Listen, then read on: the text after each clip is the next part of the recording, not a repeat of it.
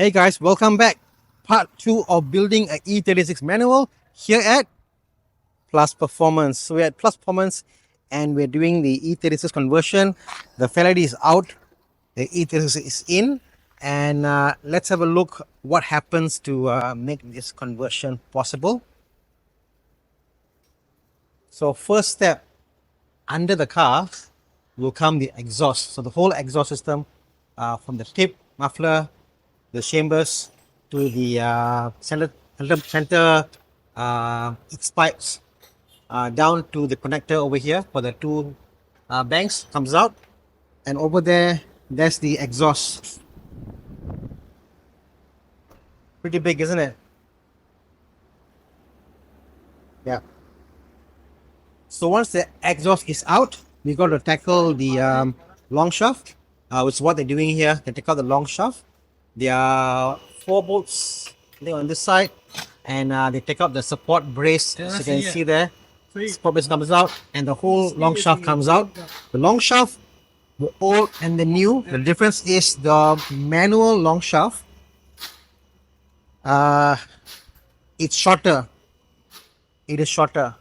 And some people do actually take the automatic long shaft, cut it, weld it, and reinstall.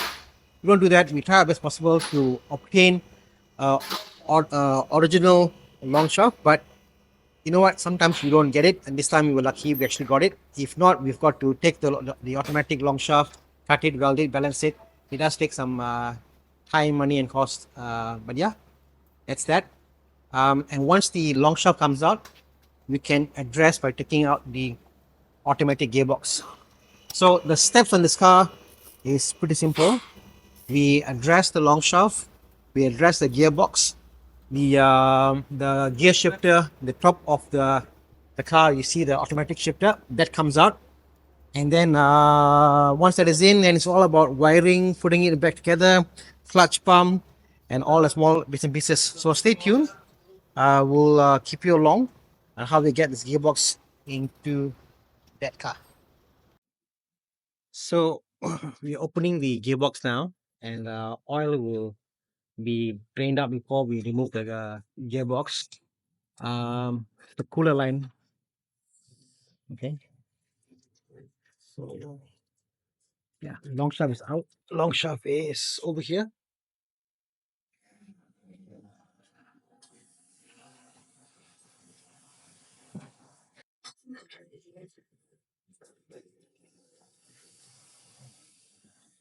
Mounts, obviously we'll change the mounts. This is the mount as is from the car.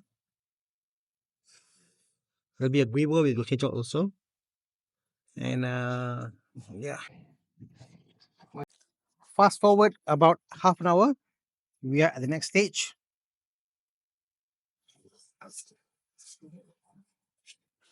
So the flywheel is off, gearbox is off, and we're gonna change the flywheel oil seal because once we're there, might as well just change out.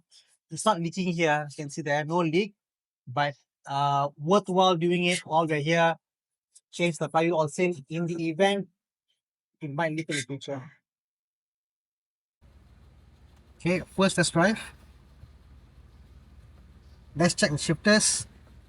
Smooth, first gear, second gear, third gear, fourth gear, fifth gear. Okay, clutch is good. So question is, how do you test clutch on a car?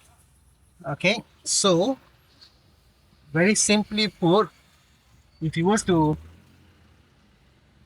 test the car for its clutch on first gear without accelerating, and if you just go to a standstill stop here, and if you just do let go of the clutch slowly, the car should move and not die. That means the clutch is biting. Okay, and then second thing is the clutch will slip. So for that, if we first gear and if you just accelerate a bit and press, if it slips, then you know there's an issue with fitment, flywheel and stuff. So car didn't slip, a lot of grip, the clutch is biting. So I think this is a success so far, no issues. Let's see if we can do a bit of a drift.